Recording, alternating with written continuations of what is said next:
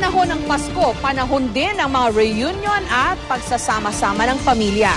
Kaya naman ngayon pa lang, dagsana ang libo-libong mga pasahero sa mga paliparan.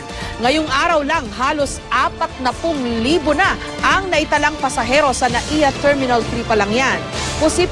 Posible pa raw na tumaas ang bilang na yan sa darating na Biyernes at weekend. Live mula sa Ninoy Aquino International Airport, may report si Cedric Castillo. Cedric.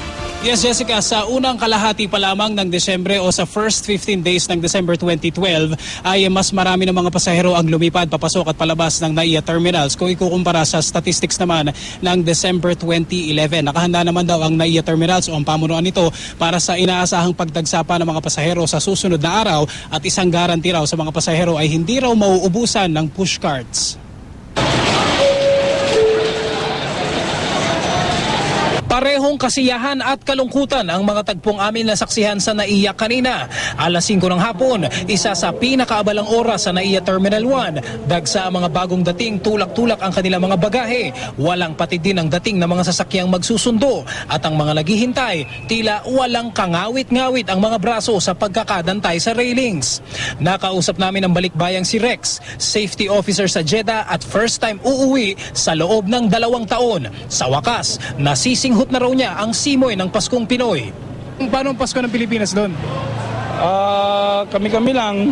Yung mga magkaka-plat, kasama sa plat, yun na, kanya-kanyang celebrate na. Ambag-ambag na rin para may celebrate natin yung diwa ng Pasko doon sa Jeddah. Iba yung kasama mo pa rin yung pamilya mo. Iba pa rin yung lahat kayo, magkakasama, mga kamag-anak. Ang arrival area na nga yata ang pinakamasayang sulok ng buong airport.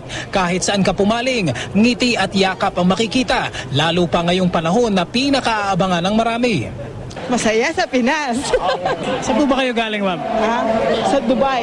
Sa Dubai. Kamusta ang Pasko doon, ma'am? Malungkot kasi wala ang pamilya. Kung maganda lang ang kita dito, di bakit? Siyempre dito ang pipiliin natin, di ba? Kamusta yung na-expect yung Pasko, sir? Siyempre, masaya. Pero sa departure area, tila ayaw nang bumitaw ng ilan sa pagyakap sa kanilang mga kamag-anak.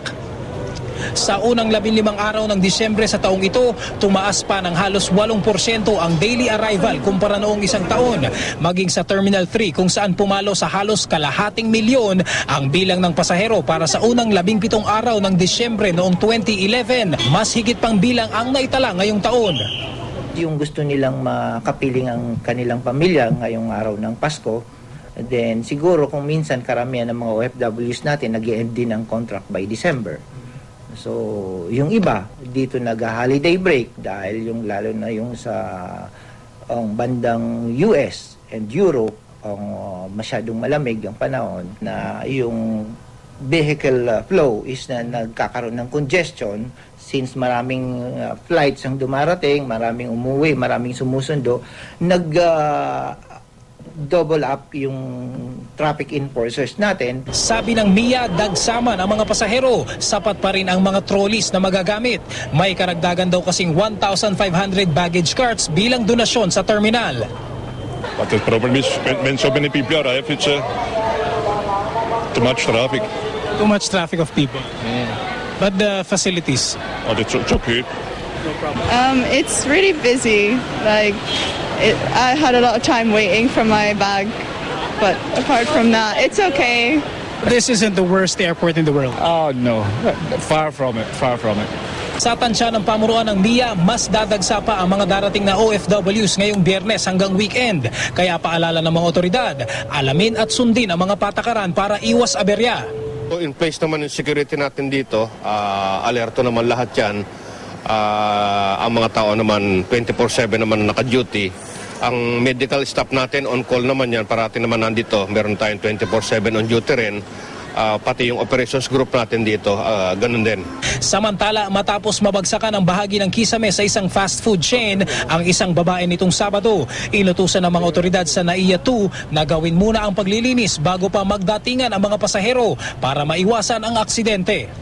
Jessica, kung dun sa pinakita natin kanina sa NAIA Terminal 1 ay dagsa yung mga pasahero mula sa international flights. Dito naman sa NAIA Terminal 3 ay humigit kumulang, gaya nga na nabanggit mo kanina, ay 39,000 o halos 40,000 na nga ang passengers na dumating at umalis ngayong araw pa lamang. At inaasahan daw na papalo pa ito sa 45,000 itong bilang ng mga pasahero sa darating na mga araw.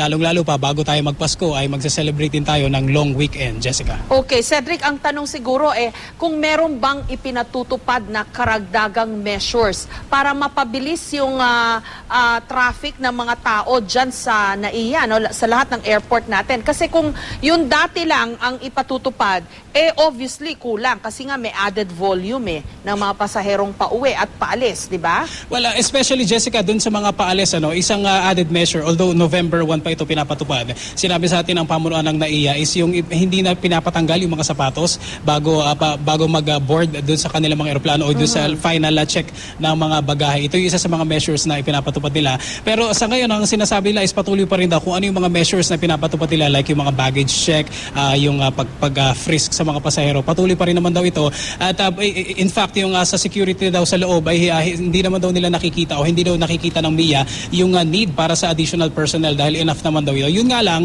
isang bagay na sinabi nila sa atin kanina is kinailangan nila ng extra help para doon sa pagko-queue ng mga sasakyan o yung sa traffic sa labas ng airport. Nako, totoo yun. Yeah, nakipagtulungan na raw sa kanila ang MMDA dahil nga sa dagdag na mga pasahero ay nadagdagan din yung mga sasakyan naglalabas-pasok doon sa mga airports, Jessica. Okay, kasi nga ugali pa rin talaga natin yung isang buong jeep yung sasalubong sa iisang pasahero ng eroplano na balikbayan na dadating, di ba? Tama, Jessica. Ang sinasabi nga dyan, isang buong barangay yung susundo, tsaka maghahatid. Kanina, napansin din natin yung parking lot doon sa NAIA Terminal 1, katulad din naman sa mga peak hours, talagang punong-puno ng mga sasakyan. At yun nga, isang bagay din na sinusubukang solusyonan ng NAIA Terminal 1. And hopefully ay masolusyonan din nga daw nila yung pagpasok, yung influx din, hindi lang mga pasahero, kundi ng mga sasakyan din sa perimeter, sa premises ng terminals. Okay, pero banggitin din natin yung sinabi na at least may assurance na hindi magkukulang ng trolley this Christmas season. Malaking bagay yun Yeah, Jessica, 3,300 kung hindi ako nagkakamali. Ito yung numbers, ito yung number ng trolleys na available daw. Sa NAIA Terminal 1 pa lang yun. Dito sa NAIA Terminal 3, hindi natin alam kung ano yung tiyak na numbers. Pero sinabi nila, hindi rin naman daw na magkukulang. Kasi nitong October ay nagkaroon sila ng additional na 1,500 na donated na mga trolleys. At sinabi nga nila, ay isa itong guarantee sa mga passengers na hindi sila magkukulang ng mga push cards, Jessica. Maraming salamat, Cedric Castillo.